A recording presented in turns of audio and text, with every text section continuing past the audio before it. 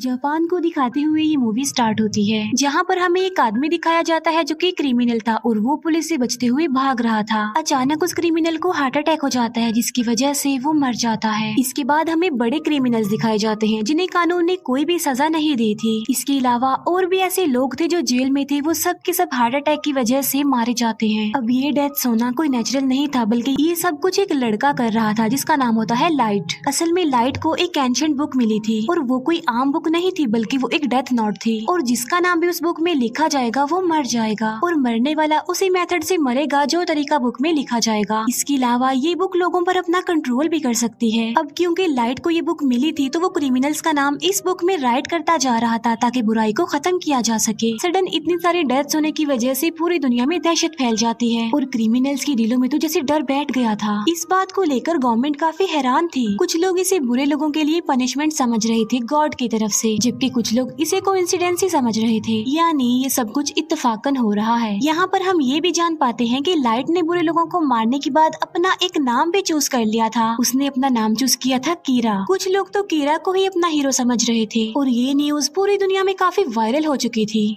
इसके बाद हमें लाइव न्यूज पर एक क्रिमिनल दिखाया जाता है जिसने एक फैमिली को प्रिजनर बना लिया था। लाइट समेत सभी लोग इस न्यूज को देख रहे थे। लाइट के हाथ में उस वक्त वो डेथ नोट भी थी। थोड़ी देर के बाद ये न्यूज दिखाई जाती है कि अचानक से उस क्रिमिनल की डेथ हो गई है। कीरा यानी लाइट इस पार्ट में भी एक स्टूडेंट ही दिखाया गया है जो कि लॉ का स्टूडेंट है। कीरा की एक बेस्ट फ्रेंड होती है जिसका नाम होता है मीसा और उन दोनों का रिलेशनशिप काफी अच्छा था। कॉलेज में लाइट मीसा को अपने बारे में बताता है कि एक रात में एक बार में गया और उस बार में क्रिमिनल्स भी थे, यानी किलर, चोरी करने वाले एक्सेट्रा। लाइट वहाँ पर कुछ क्रिमिनल्स की बातें सुनता है जो क्राइम करने के बावजूद भी खुश थे क्योंकि उन्हें सजा नहीं हुई थी और वो क्रिमिनल्स लाइट के साथ भी मिसबिहेव करते हैं, लेकिन लाइट चाहते हुए भी उनका कुछ नहीं कर सकता था और फिर बेबस लाइट बार से बाहर आ जाता है और वो अपनी लॉ की बुक को फेंक देता है, ये सोचते हुए कि ये बुक बेकार है, उसके किसी काम की नहीं, क्योंकि इस बुक के होने के बावजूद भी वो किसी को इंसाफ नहीं दिला सकता था। लेकिन उसकी लाइफ उस वक्त पलट जाती है जब उसे ये डेथ नोट मिलती है और ये बुक लाइट को एक जमीन पर पड़ी हुई मिलती है और हैरत की बात तो ये है कि बुक के अलावा हर तरफ बारिश पड़ रही थी। इसके बाद लाइट उस बुक को लेकर घर आ जाता है। लाइट अपनी फ्रेंड मीसा से ये सारी बातें शेयर कर रहा था, लेकिन मीसा को वो बुक के बारे में नहीं बताता क्योंकि लाइट किसी से भी अपना ये सीक्रेट शेयर नहीं करता था। लाइट को जब ये बुक मिली थी तब वो इसकी रियलिटी के बारे में कुछ नहीं जानता था कि ये बुक, ये डेथ नोट आखिर है क्या। लेकिन लाइट इस बुक के रूल्स पढ़ लेता है, यानी रूल्स के अकॉर्डिंग जिसका नाम इस बुक पर लिखा जाएगा वो मर जाएगा। इसके अलावा नाम लिखने का मेथड, मौत आने का मेथड सब मेंशन होते हैं उस पर। फिर लाइट टीवी पर एक क्रिमिनल के बारे में न्यूज देखता है, तब वो इस बुक को चेक करने के लिए उस क्रिमिनल का नाम इस बुक में लिख देता है। इसके बाद रात गुजर जाती है और सुबह को हम लाइट को देखते हैं जो कि न्यूज़पेपर पढ़ रहा होता है। वो देखता है कि जिस क्रिमिनल का नाम कल रात उसने डेथ नोट में लिखा था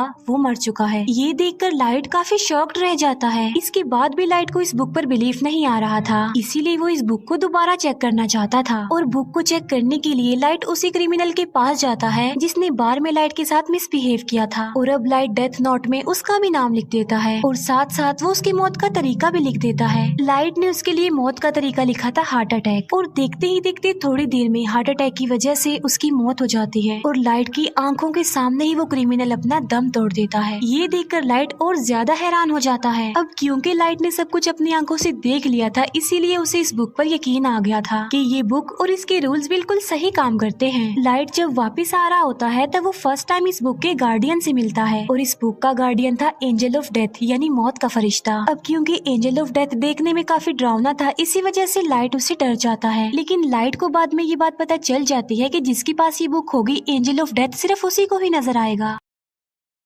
एंजल ऑफ डेथ लाइट को सारी बात डिटेल में समझाता है। फिर हम जापान के कुछ पुलिस ऑफिसर्स को देखते हैं जो इन अचानक हुई डेथ्स पर बात कर रहे थे। पुलिस भी ये बात नोटिस करती है कि मरने वाले सिर्फ क्रिमिनल्स हैं। इसके अलावा पुलिस के जहन में और बहुत सारी बातें आ रही थी कि आखिर ये कीरा चाहता क्या है, क्या सच में एग्जिस्ट करता भी है या नहीं। और कीरा कोई हीरो नहीं है बल्कि वो एक क्रिमिनल है, क्योंकि जो कुछ भी हो रहा था वो भी तो एक क्राइम ही था ना। इसके बाद हमें लाइट के फादर दिखाए जाते हैं जो कि एक डिटेक्टिव थे और वो ही इस केस को हैंडल कर रहे थे और उनका उनका मिशन था कीरा तक पहुंचना, क्योंकि कीरा किसी के भी कंट्रोल में नहीं था और सबको बेमौत ही मारता जा रहा था और ऐसा करते करते तो वो सबको ही मार डालेगा। लाइट के फादर अपने सीनियर्स को कहते हैं कि ये केस काफी कॉम्प्लिकेटेड है, इसीलिए इस केस को स्टडी करने के लिए एक इंटेलिजेंट डिटेक्टिव हमारी हेल्प करेगा और इस डिटेक्टिव का नाम है एल, जो कि लाइव इस केस को हैंडल नहीं करेगा बल्कि सिर्फ इंटरनेट के थ्रू ही उन लोगों की आपस में बात होगी। एल का असली नाम ना तो कोई जानता था और ना ही किसी ने उसकी शक्ल देखी हुई थी। यहाँ पहले ही एल ने कीरा के बारे में काफी इन्वेस्टिगेशन की हुई थी, जिसमें एल को काफी सक्सेस भी हुई। पहले तो कीरा पर कोई भी बिलीफ नहीं करता था, लेकिन फिर एल ने सबको दिखाया कि जितनी भी डेथ्स हो रही हैं वो नेचुरल नहीं है, क्योंकि हर साल की निस्बत इस साल काफी ज्यादा लोगों की डेथ्स हुई थी और मोस्टली लोग हार्ट अटैक की वजह से ही मारे गए। और हैरत की बात तो ये है कि जो लोग हार्ट अटैक की वजह से मारे गए वो मेडिकली बिल्कुल नॉर्मल थे। लाइट को अपने पास इस बुक को रखे काफी टाइम हो गया था और लाइट इस बुक की वजह से काफी इंटेलिजेंट भी हो गया था। फिर हम देखते हैं एंजल ऑफ डेथ और लाइट को, जो कि एक दूसरे के काफी क्लोज थे, हर वक्त साथ रहते थे। क्रिमिनल्स को मारकर लाइट का कहना था कि वो फ्यूचर बदल देगा, यानी फिर दुनिया में कोई क्राइम नहीं होगा अगर क्रिमिनल्स मर जाएंगे तो। फिर तभी हम न्यूज पर देखते हैं कि एल सबके सामने आ जाता है, जहाँ पर वो कीरा को डिस्कस कर रहा होता है कि कीरा कोई हीरो नहीं है बल्कि वो एक किलर है और हम जल्द से जल्द कीरा को पकड़ लेंगे। ये बातें सुनकर लाइट को काफी बुरा फील होता है और इसीलिए वो एल को अपने रास्ते से हटाने के लिए और सबको ये बताने के लिए कि कीरा से टक्कर कोई अच्छी बात नहीं है, तो वो उस डेथ नोट में एल का नाम लिख देता है। और ऐसा होते ही टीवी वाले एल को अटैक हो जाता है और वो मर जाता है। सब लोग ये देखकर काफी हैरान रह जाते हैं और एल ये देखकर तो काफी खुश हो जाता है, लेकिन लाइट उस वक्त शॉक्ड हो जाता है जब उसे ये पता चलता है कि जो आदमी अभी अभी मरा है वो असली एल नहीं है। फिर हम देखते हैं कि असली एल सामने तो नहीं आता, लेकिन वो टीवी पर बात कर रहा होता है और वो कहता है कि कीरा, मैं हूँ असली एल। और टीवी की ये ट्रांसमिशन सिर्फ जापान में ही सेंड की गई, जिससे ये बात तो क्लियर हो गई कि कीरा तुम जापान से ही बिलोंग करते हो। एल ये भी कहता है कि कीरा तुम सिर्फ उसी पर्सन को मार सकते हो जिसका नाम और शक्ल तुम जानते हो। ये देखकर लाइट को काफी गुस्सा आ जाता है और वो काफी वरिड भी था, क्योंकि अब तक वो ये सोचता आ रहा था कि वो नहीं पकड़ा जाएगा, लेकिन अब उसे फिक्र इस बात की थी कि उसका टक्कर लेने वाला एल जो आ गया है, क्योंकि लाइट ना तो उसका नाम जानता था और ना ही कभी उसने उसका फेस देखा था। इसके बाद एल और कीरा की इस फाइट के बारे में काफी डिस्कशन होती है। एल का कहना था कि मैं एक जस्टिस हूँ और कीरा एक किलर है, इसीलिए मैं कीरा को सजा दिलवाऊंगा। एंजल ऑफ डेथ भी इस मैटर में लाइट की कोई हेल्प नहीं कर सकता था, क्योंकि एंजल ऑफ डेथ बेशक बुक के मालिक को नजर आता है लेकिन वो किसी का साथ नहीं देता। फिर हम देखते हैं कि एलिन अचानक होने वाली डेथ्स का डाटा निकाल लेता है और वो ये जान पाता है कि ये डेथ स्कूल्स और कॉलेजेस की छुट्टी के बाद होती हैं। इसका मतलब ये है कि कीरा एक कॉलेज स्टूडेंट है। फिर सबका शक लाइट पर होता है, क्योंकि उसके फादर एक डिटेक्टिव भी थे और वो कीरा के केस पर इन्वेस्टिगेशन भी कर रहे थे। अब क्योंकि लाइट अपने फादर के डाटा पर एक्सेस कर सकता था, इसीलिए वो शक के दायरे में आ गया। अब क्योंकि वो ये बात जान चुके थे कि कीरा स्कूल्स और कॉलेजेस के ऑफ टाइम में लोगों को मारता है, इसीलिए लाइट अब स्कूल टाइम में भी लोगों को मारने लगा।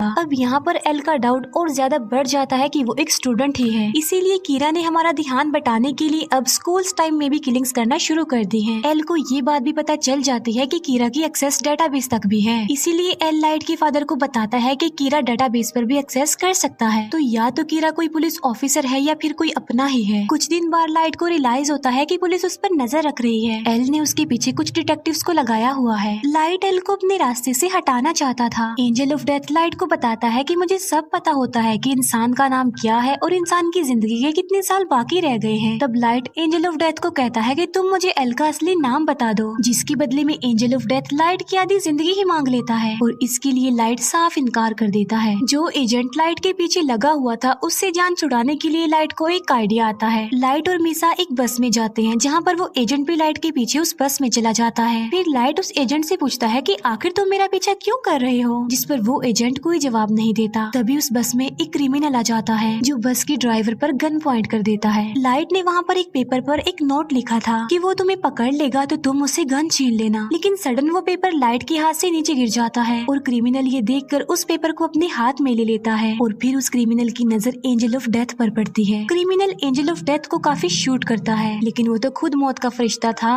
इसीलिए उसे कुछ नहीं होता। ये देखकर वो क्रिमिनल डर जाता है, इसीलिए वो बस रोक कर वहाँ से भाग जाता है। लेकिन एक कार उस क्रिमिनल को हिट कर देती है जिससे वो मर जाता है। ये सब कुछ लाइट के प्लान के मुताबिक हुआ था क्योंकि वो उस FBI एजेंट का नाम जानना चाहता था। इसके बाद लाइट उस एजेंट को कह देता है कि अब तुम मेरा पीछा मत करना। फिर हम उसी FBI एजेंट को देखते हैं जो कि अपनी वाइफ के साथ होता है। अब लाइट क्योंकि काफी इंटेलिजेंट था इसीलिए उसने इन एजेंट से जान छुड़वाने के लिए एक चाल चली थी। वो एल को तो मार नहीं सकता था, इसीलिए वो उन लोगों को मारना चाहता था जिन्हें एल ने हायर किया था। इसीलिए अपनी किलिंग्स का आगाज वो उस FBI एजेंट से करता है। लाइट उस FBI एजेंट से सब एजेंट्स के नाम ले लेता है जो एजेंट्स इस केस में शामिल थे। लेकिन थोड़ी देर बाद ही उस FBI एजेंट की मौत हो जाती है और वो मौत भी हार्ट अटैक की वजह से ही होती है क्योंकि लाइट उस FBI एजेंट को जिंदा रखना नहीं चाहता था, इसीलिए उसने उसको मौत दे दी। अब यहाँ पर सवाल ये उठता है कि अगर कीरा हीरो है तो फिर वो अच्छे लोगों को क्यों मार रहा है। इसके बाद सब FBI एजेंट्स एक एक करके मारे जाने लगे। ये बात एल तक भी पहुँच जाती है और इस वजह से सब पुलिस ऑफिसर्स काफी डर जाते हैं क्योंकि उन्हें लग रहा था कि कीरा के हाथों एक ना एक दिन वो भी मारे जाएंगे। बहुत सारे पुलिस ऑफिसर्स तो इस केस को अधूरा छोड़कर ही चले जाते हैं। अब क्योंकि पुलिस के पास और कोई भी ऑप्शन नहीं बचा था इसीलिए वो एल को कहते हैं कि हम आपसे मिलना चाहते हैं। फिर सब पुलिस ऑफिसर्स एल से मिलने जाते हैं। यहाँ पर हमें फर्स्ट टाइम एल दिखाया जाता है जो कि बिल्कुल यंग था और किसी बच्चे की लुक दे रहा था और एजेंट तो वो कहीं से भी नहीं लग रहा था। फिर हम देखते हैं कि उस एजेंट की वाइफ भी अपने हस्बैंड की मौत पर इंक्वायरी कर रही है और वो मीसा से भी मिलती है।